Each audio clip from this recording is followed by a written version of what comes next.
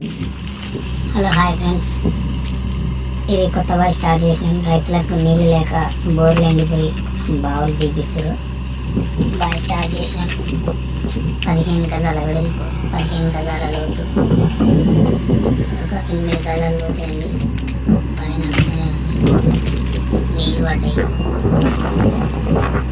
పూర్వకన్నా బావులు బెటర్.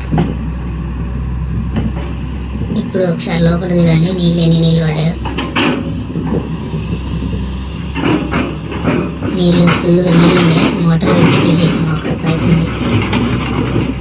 మీరు ఎవరైనా బావులు పక్క బోర్ అంటే బావులే పక్క అంట. నేను పక్కన బోర్ ఉంది చూడండి, దాని పక్కన ఈ బావి పక్కనే బోర్ వేసినాం.